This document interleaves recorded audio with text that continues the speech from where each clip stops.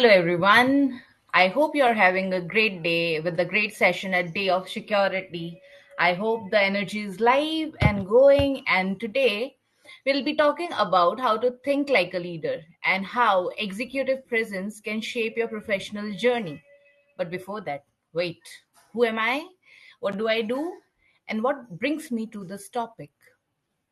Well, I am Bishakha Jain, working for Morgan Stanley India, and I have been associated with a lot of communities, leading them, spearheading their initiatives, and right now I am full time into awareness and training for the US based organization called Morgan Stanley.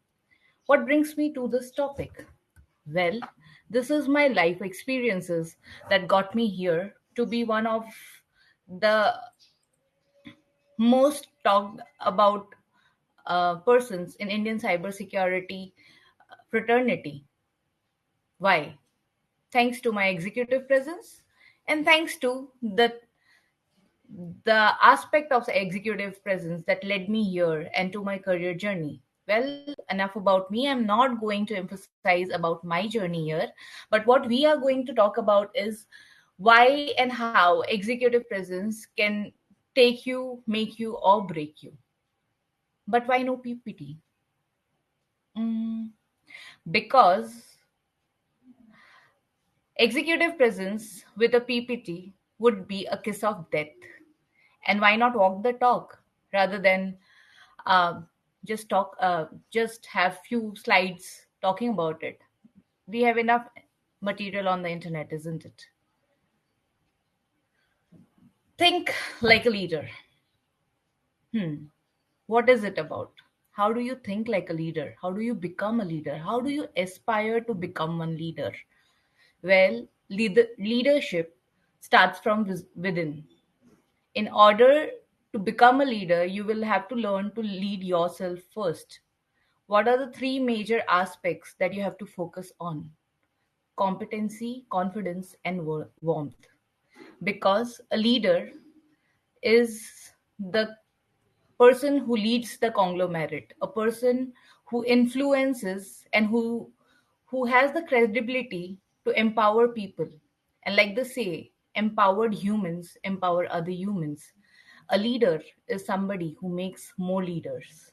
So when we talk about executive presence, the thing that we have to keep in mind is competency, confidence, and warmth because it will be worth your time.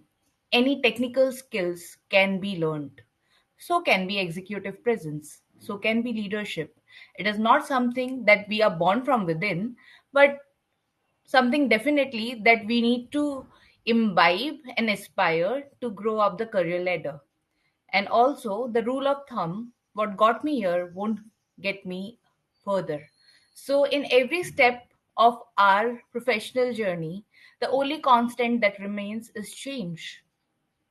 So, let's embrace it, learn on the go, and make something out of it worthwhile while we are all here on this journey to our professional lives. Now, let's talk about some prominent people who have actually worked on their executive presence. And what do you mean by executive presence? The presence which makes somebody who enters the room feel like that he or she is somebody who is going to lead and make the difference. I'm sure most of us have had that experience wherein we see somebody walking into the room and then say, "Oh, I know this person is going to go miles." One of the prominent faces, or I mean, the global leader that we can talk about conveniently is Steve Jobs, who actually worked on his talk and he developed the signature style. We all remember him for the black t shirt and the blue jeans, right? And the aura that he radiates in the stage. Something to take notes from. Second person I would like to mention is Margaret Thatcher. She was somebody with a very calm demeanor. But when she got into leadership for the elections, she is the former Prime Minister of UK. She actually worked on her tone. She made it more authoritative so that the people believe in her and give her the authority to empower others. So, this is something that they actually built on rather than to have it from the beginning. What does it takes? It takes a lot of practice, perhaps a daily vision about yourself, on yourself, because we are the stories we tell ourselves. And we have to make sure the story we say to ourselves is something very positive. That is only when we will be able to radiate positivity, and going forward, people will believe in our caliber, because it's the credibility and influence that counts, that adds to your executive presence. Thank you. Now, going forward, there are few things that we actually have to look into account when we are talking about executive presence. There are few observable behaviors, or let's say, uh, how the future leader can look like, and what are the things that we need to practice in order to cultivate our own executive presence. First, the posture. Imagine a person with a very loose posture, sitting slouched, and then having fillers while talking, and with a resume full of degrees, however, not able to explain or justify the degree because of the lack of communication and lack of good posture, versus a person with perhaps a little lesser qualification but a confident persona and no fillers in between what he or she talks. Whom are we going to prefer? No matter how good the other person is on paper, is the second person, because of the good posture, which gives us the confidence that yes, this person is going to make it anyhow, because that person knows how to convince the other person that the person is going to be worth it. Gestures, shaking hand with people, and then talking to somebody, addressing a person with the first name. It has a lot to do with your executive presence, because it is how you make the other person feel, is what makes or breaks your network. And in the world where networking is a very important thing, I think to have the right gesture, the right posture is something which is very much important in our lives. Third, moment. How do you walk? How do you use your fingers? Because your hands are a very great storyteller. And when you have them, why not use them to for your benefit? So how do you move? How do you talk? How do you address a person? Has a lot to do in imbibing the executive presence thing. The fourth, language. Like I said, fillers are not always appreciated. I know it takes a lot of time to let go of the of the whatever, but then the practice is actually worth it. The best way to practice the language is to work on your accent, to actually watch a lot of videos wherein you see great leaders talking, take inspiration and notes from their speech, and go ahead on the global stage to showcase how good you are with your command over the language. A lot of pauses and a lot of silences are there to help you to enrich this endeavor. Fourth, fifth is the voice. The tone of your voice is very important, because it has to be authoritative for the people to believe, and also assertive wherein if and when required. I understand that a leader has to be a person who has a lot of empathy, but also a person who has to take the decision. So in order to take the right decision, you have to make sure that your tone is something that actually suits the moment and fits in the required situation wherever you are put in. The ability to speak subtly in high stake communication situation is something that makes or breaks a leader, because most likely in high stake communication situations people are likely to freak out, to have a tone which is very higher. A person who will be showing his or her expression because they cannot handle a situation, but to stay calm in all situation is something that has a lot to do with your executive presence. Next comes the facial expression. Now, when we talk about facial expression, your face is the gateway to your personality. And executive presence has a lot to do with your facial expressions, because in a smiling face can actually work wonders. It can create miracles and convince people to do something that they doubt themselves in doing. A great leader is somebody who is very convincing to the to his or her folks that yes, you will be able to achieve this. Just trust in yourself. A person who can trust, can show people to trust themselves, is a true leader. So when your facial expression is happy and calm, people tend to believe you more. So this is something one person also has to work on. Then the last comes the dressing. Of course, loud colors and dull colors, they have a lot to do with the persona that you radiate when in a professional setup. So how you dress up, how do you carry yourself has a lot to do. It doesn't have to do anything with your body type or something. You should be body positive and learn to embrace however you are, but at the same time be mindful of what works and what doesn't work in a professional setup. Because at the end of the day, the in a professional setup, you actually have to remember, in the words of Peter Drucker, that only three things can happen naturally in an organization: friction, confusion, and underperformance.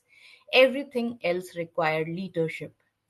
And it, leadership has to do with your overall persona than more with your technical skills. Also, it is a very good saying in a leadership: most of the decisions that are made about you in a leadership setup is something in a room where you aren't present. So, the gravitas that you imbibe or embody in your presence is what will work wonders for you when you aren't around, and help you step up the leader when you are going forward. So, you will have to be very mindful of what you radiate. And also, how do you do that? By leading yourself from within. It's wisely said that the happiness of your life depends on the quality of your thoughts. So think good thoughts, act virtuous, use your time well, and be cheerful. Because at the end of the day, when you drop from life's tree, you'll drop like a ripe fruit. So being prepared and radiating positivity is one leadership trait which is very underrated. And talking about thinking like a leader,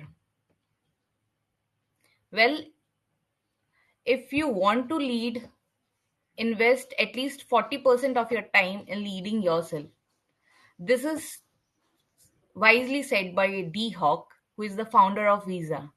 Because until and unless you lead yourself from the front, you are not going able to lead people, a group of people or batches of people, if you don't have the command over yourself. So first invest in yourself. How do you do that? Learn the right skills, learn communication skills, meet more people. Networking is a very underrated aspect of leadership, but most of the people who have reached places in life is because of the strong network and connection that they have built. And that will only help if you have the right attitude and the right mindset to showcase people. For that, you will have to cultivate things in yourself. Learn to read, because a person who reads well actually talks well, and the person who talks well is able to convince people that he or she can go miles without fears. So this is another quality. Also, like Bruce Lee said, be like water. Take the shape of any vessels that you're put in. That is because water has this beautiful ability of molding however they want to. It can become an ice. It can be turned into a soluble liquid when mixed with some other attributes. So when you behave like a water, you actually learn to give out those vibrations around, that yes, I am somebody who can actually adjust. I am an empath. I like to listen. It's not only about talking. Leadership has more to do with understanding people around you and identifying their core and helping them grow. That is exactly what makes somebody a leader. So when you have this habit of actually listening well, a person can go places. And also the fact that leadership is a boat wherein people do not. Thank you. I did not know this works. People actually can learn to first accumulate people and then rock the boat. Rocking the right people at the right time and the wrong people at the right time is something that is also to be learned. Rocking the boat is a necessary skill because moving on is something, a very big leadership trait. So, sitting on the laurels is something one does, but moving on from that laurel to the other, because the top of one mountain is the bottom of another. With this mindset, a leader can actually go miles and will never know the reach of how much can be conquered. Talking about the DOS community, we have great leaders here, women who have made their mark in the industry, and they have been constantly learning, because leaders always learn. Learning is a very essential leadership trait. And executive presence, like any other trait, is something that can be learned, because anything that contributes to your executive presence is only going to imbibe in your leadership skills, show up in your leadership skills, and also take you places.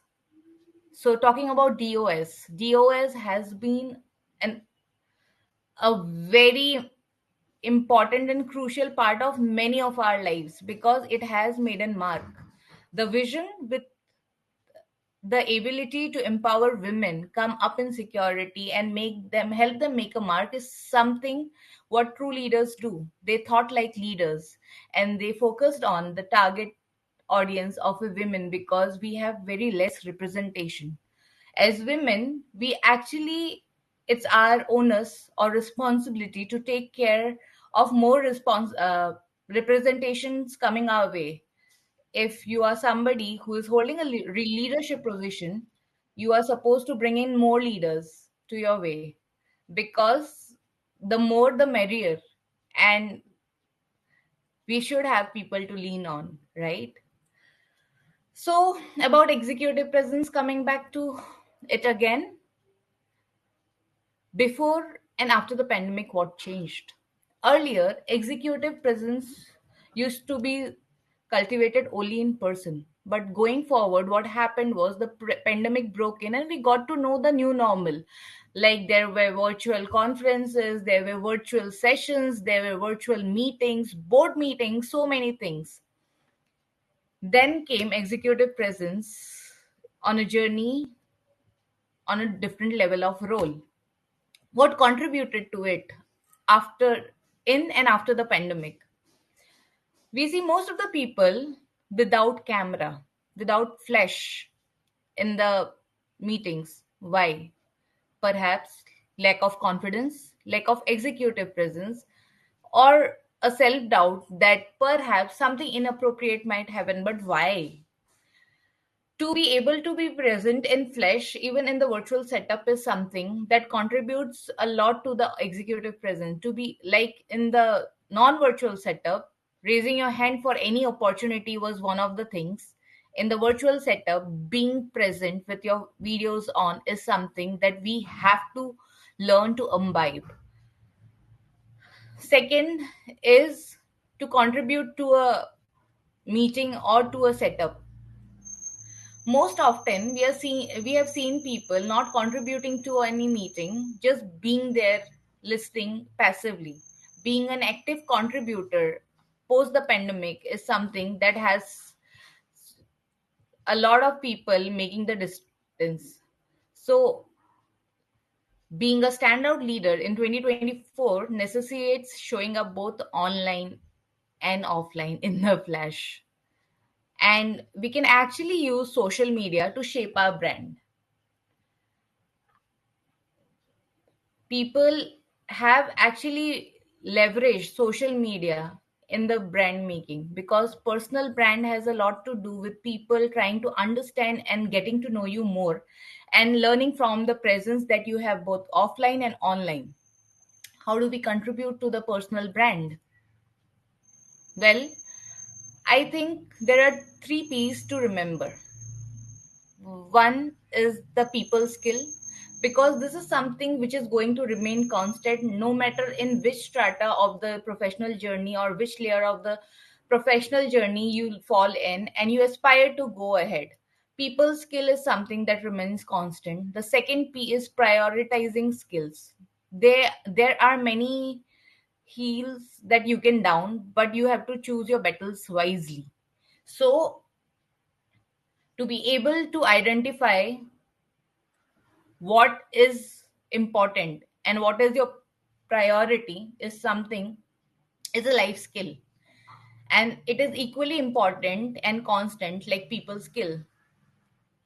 Third is the persuasion skills, the ability to convince or influence a person to come to your side is something which is very important and contributes a lot to your executive presence, because at the end of the day it's more about influence. How well did you influence and how well did you empower a person or convince a person? So the 3 P's to be remembered both offline and online in a setup of executive presence are the 3 P's: people skill, prioritizing skill, and persuasion skills, because these are the P's that takes you forward and also which remains constant. So this is something that has to be cultivated, nurtured, and so is executive presence. It is a life skill to be nurtured by everybody, because this is something that will take you ahead in your career ladder. And also remember, the top of one mountain is the bottom of another. So what got you here might not get you the next place, but then it will definitely, when teamed with executive presence, learning, and leadership, can takes you places. So that was about my session. Thank you for your time, and I'm happy to answer any questions.